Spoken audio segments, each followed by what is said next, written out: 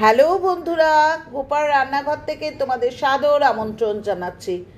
বন্ধুরা, এর আগেও আমি বলেছি যে এখন তো বেশ কড়া শীত পড়েছে। সন্ধেবেলায় এক কাপ চায়ের সাথে কিন্তু একটা চা বা এক কাপ কফির সাথে কিন্তু মানে বেশ চটপাটা ধরনের ইভিনিং স্ন্যাক্সের জন্য মনটা চুকচুক করে। তো আমি বলেছিলাম যে আমি যেখানে যেখানে কর্মসূত্রে থেকেছি ভারতবর্ষে, তো সেখানকার স্ন্যাক্স আইটেমগুলো আমি দেখানোর চেষ্টা করব। তো এর আগেও দেখো আমরা কিন্তু অনেকগুলো স্ন্যাক্স আইটেম তোমাদের দেখিয়েছি। এবার যাচ্ছি হচ্ছে বম্বে বা মহারাষ্ট্রে একটি ইভিনিং স্ন্যাক্স আইটেম।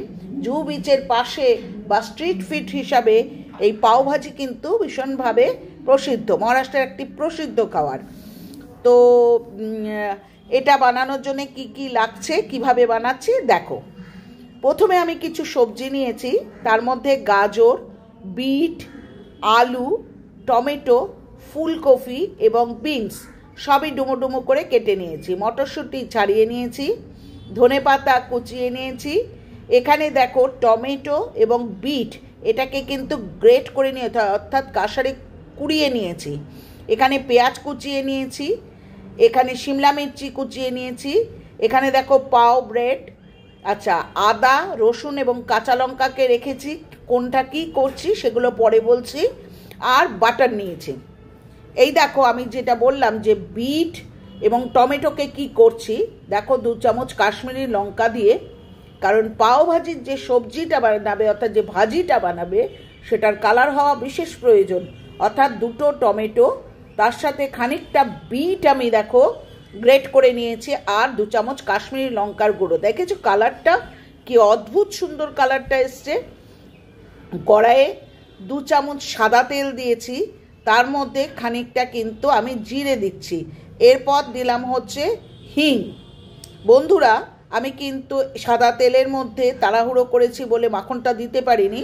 পাওভাজির মেন জিনিসটাই হচ্ছে মাখন, অর্থাৎ 2 চামচ যদি রিফাইন অয়েল দাও তাহলে 1 চামচ কিন্তু মাখন দেবে, সাদা জিরে ফোড়নে দেবে এবং হিং ফোড়নে দেবে।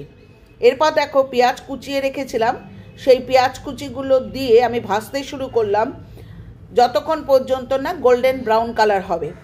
এরপর দেখো আমি শিমলা মির্চিগুলো যেগুলো কুচিয়ে রেখেছি, ছোট ছোট করে টুকরো করে রেখেছি, সব ফাইনলি চপড হবে, কিন্তু চপারে দিয়ে কিন্তু ফাইনলি চপ করে নিও। এগুলো আমি ভাজতে শুরু করলাম, বিশেষ ভালোভাবে ভাজার দরকার রয়েছে। দেখেছো আমি আরেকটু হিং দিলাম, যেহেতু হিংয়ের পরিমাণটা ওখানে কম হয়েছে, দিয়ে আমি ভালো করে ভাজতে লাগলাম। ভাজিটা যদি টেস্টফুল না হয় তাহলে কিন্তু পাও খাওয়ার মজাই নেই। এরপর আমি তোমাদের সামনেই দেখিয়েছিলাম আদা, রসুন এবং কাঁচা লঙ্কাকে আমি কেটে রেখেছি, ওটাকে মিক্সিতে কিন্তু আমি পেস্ট করে নিলাম। সেই পেস্টটা কিন্তু পুরোটাই আমি ঢেলে দিয়েছি, কারণ এটা একটু সুন্দর গন্ধ না হলে ভালো লাগে না। ঠিক আছে, ভালো করে ভাজতে শুরু করলে যতক্ষণ পর্যন্ত না ভালো করে কষানো হচ্ছে, দেখো তেল ছেড়ে যাচ্ছে। এরপর আমি একটু নুন দিলাম, লবণ দিয়ে ভালো করে কষাতে শুরু করলাম। ঠিক আছে বন্ধুরা, দেখো কড়াইয়ের মধ্যে কিন্তু আটকে যাচ্ছে, অর্থাৎ পেঁয়াজ, রসুন, আদা বাটা যেগুলো, শিমলা মির্চি সমস্ত কিছু কিন্তু কড়াইয়ে আটকে যাচ্ছে। এইবার যে বিট, টমেটো এবং কাশ্মীরি লঙ্কার গুঁড়ো মিক্সিতে একসাথে যে পেস্ট করে রেখেছিলাম, দেখেছো কি কালার, কি অপূর্ব কালার হয়েছে। নিজে করছি বলে নয়, পাওভাজির কালার কিন্তু ঠিক এরকমই আসা দরকার, কারণ তাহলেই কিন্তু খেতে ইচ্ছা করে। এবার ভালো করে আংশাতে শুরু করলাম। কোনো ভয় পাওয়ার কিছু নেই, কারণ বিটের কিন্তু ইটসেলফ কোনো গন্ধ নেই, সুতরাং গন্ধ হবে, কাঁচা গন্ধ লাগবে, এই ভয় পাওয়ার কিচ্ছু নেই। এবার মশলা দেব, কি কি মশলা দিচ্ছি দেখো, কিন্তু এটা ভালো করে কিন্তু কষাতে হবে। এরপর দিচ্ছি হচ্ছে 1 চামচ হলুদের গুঁড়ো, তারপর দিচ্ছি হচ্ছে আরও 1.5 চামচ মতো কাশ্মীরি লঙ্কার গুঁড়ো।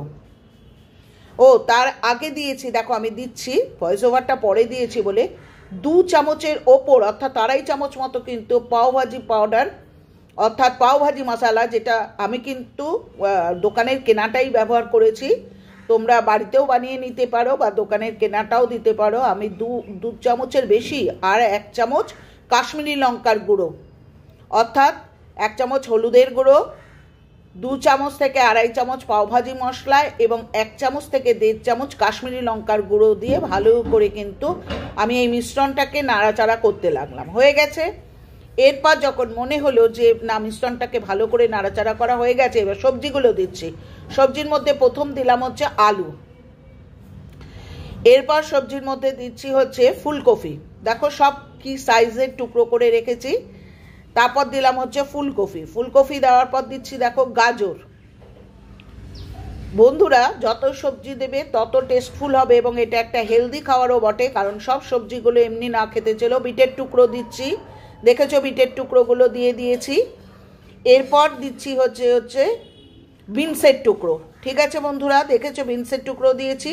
এবার সব সবজিগুলো একসাথে ঢেলে দিচ্ছি, অর্থাৎ তার মধ্যে টমেটোও আছে, দিয়ে ওপর থেকে আমি মটরশুঁটিও ঢেলে দেব, দিয়ে কিন্তু আমি সবজিটাকে ভালো করে আংশাতে শুরু করলাম। এটা কেন হেলদি বলছি, যে সমস্ত সবজি বাচ্চারা না খেলেও কিন্তু এই ভাজিটার মধ্যেই কিন্তু সব সবজি শরীরে চলে যাচ্ছে। দেখেছো মটরশুঁটিগুলো দিয়ে দিলাম ভালো করে আংশে। যখন খুব ভালো করে কষানো হয়ে গেল বন্ধুরা, পাশে কিন্তু অবশ্যই কিন্তু গরম জল করতে দেবে। এই গরম জলটা কিন্তু ঢেলে দেবে, খুব বেশি পরিমাণে জল দেবে না, মোটামুটি অল্প পরিমাণেই জল দেবে যাতে সেদ্ধ হতে পারে। এরপর ভালো করে কড়াইটাকে ভালো করে কাচিয়ে নিয়ে একটা প্রেশার কুকারে বসিয়ে, আমি তো ভাই 4টে 5টা 6টা এরকম বলবো না, আমি বলবো যে 8টা থেকে 10টা হুইসেল দিয়ে নেবে, কারণ সবজিটাকে ভালো করে সেদ্ধ হওয়া দরকার।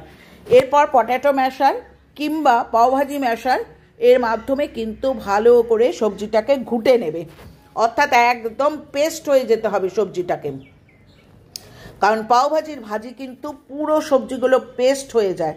দেখেছো আমি কীরমভাবে সবজিগুলোকে ভালোভাবে পেস্ট করে নিচ্ছি। এখনো পর্যন্ত কিন্তু সেইভাবে পেস্ট হয়নি, আরও খানিকটা সময় ধরে আমি কিন্তু পেস্ট করে নেব, যাতে সবজিগুলো কোনো শক্ত দানা বা টুকরো হয়ে না থাকে। খুব ভালো করে যখন হয়ে গেছে, দেখো একদম হয়ে গেছে, কাসুরি মেথিটা 2 হাতে ডলে কিন্তু কাসুরি মেথিটা আমি দিয়ে দিলাম।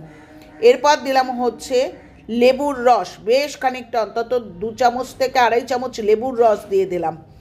আর দেব হচ্ছে বেশ অনেকটা পরিমাণে ধনেপাতা কুচি দিয়ে ভালো করে আরেকটু জল দেব, দিয়ে প্রেশার কুকারটাকে আবার গ্যাসে বসিয়ে ভালো করে নেড়ে দেবো। এরপর দেখো চাটুতে কিন্তু আমি 1 চামচ বাটার দিয়েছি, পাওভাজি মশলা দিয়েছি, একটু ধনেপাতার কুচি দিয়েছি এবং পাশের গ্যাসে যেখানে আমি ভাজিটা বসিয়েছি অর্থাৎ সেখান থেকে কিন্তু 1 চামচ মতো বা 2 চামচ মতো ভাজি কিন্তু আমি এই চাটুর মধ্যে দিয়ে দেবো, অর্থাৎ এই বাটারের মধ্যে দিয়ে দেবো। বন্ধুরা এখানে বলার কথা যে মহারাষ্ট্রে যে পাওভাজি তৈরি করে তারা কিন্তু চাটু, বড় বড় চাটুর মধ্যেই তো পাওটাকে সেঁকে, ওখানেই কিন্তু ওরা ভাজিটা তৈরি করে। ওই যে ভাজিটা তৈরি করে তারপর যেটা থেকে লেগে যায় সেটাই সেই পাও ব্রেডগুলোকে কিন্তু ওটার মধ্যেই কিন্তু ভাজতে থাকে। তো আমরা তো তা করিনি, সুতরাং আমাদের কিন্তু একটু বাটারের মধ্যে কিন্তু পাওভাজি দিয়ে নিতে হবে। আচ্ছা, এরপর দেখো এই যে আমি বেড়ে নিয়েছি, মাখনই হচ্ছে কিন্তু ভাজির মেন টেস্ট, সুতরাং মাখন দিলাম, ওপর থেকে একটু ধনেপাতা দিলাম।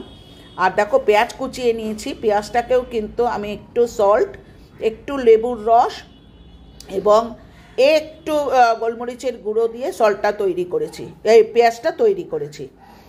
তাহলে পাও ব্রেডটাকে কিভাবে ভাজলাম দেখলে, চাটুর উপরে কিন্তু 1 চামচ মাখন দিয়েছি, পাওভাজি মশলা দিয়েছি, ধনেপাতা দিয়েছি, আর ভাজির থেকে কিন্তু 2 থেকে 3 চামচের মতো ভাজি দিয়ে পাওটাকে কিন্তু ভালো করে এপিট ওপিট করে ভেজে নিয়েছি। হয়ে গেল রেডি আমার পাওভাজি, অর্থাৎ একটা মহারাষ্ট্রিয়ান ভীষণ জনপ্রিয় একটা স্ন্যাক্স আইটেম। করে খেয়েও এটা আমরা ব্রেকফাস্ট বা ডিনার হিসাবেও কিন্তু খেতে পারি, শুধু ইভিনিং স্ন্যাক্স না, বেশ ভারী আইটেম এটা। তো এই গেল আজকে আমার রেসিপি। এবার বলি, পুরনো বন্ধুরা যেভাবে সমর্থন করছো ভাই আমি অভিভূত, এত ভালো কমেন্ট দিচ্ছ, সত্যি তোমরা আমার বন্ধু, আমি রিয়েলি গ্রেটফুল। আর ফুল ওয়াচটা করো, যত বড় ভিডিওই হোক না কেন, এগুলো তো কষ্ট করে বানাতে হয়, সবাই কষ্ট করে বানাচ্ছে, ফুল ওয়াচটা করো, তাহলে মনে হয় সার্থক। কি সফল হবো না হবো এ তো পরের কথা, আর নতুন বন্ধুরা তোমাদের জন্য আরেকটা কথা বলি, নতুন বন্ধুদের জন্য বলি, পাশে থাকা বেল আইকনটা প্রেস করো, চ্যানেলটি সাবস্ক্রাইব করো, লাইক করো, কমেন্ট করো, সবাই সুন্দর কমেন্ট করো, তাহলে পরবর্তীকালে আবার একটা নতুন ভালো আইটেম করার ইচ্ছা জাগে। ঠিক আছে, ভালো থেকো, সাবধানে থেকো। আজ আসি, পরের দিন ফিরবো আবার নতুন আইটেম নিয়ে। টাটা।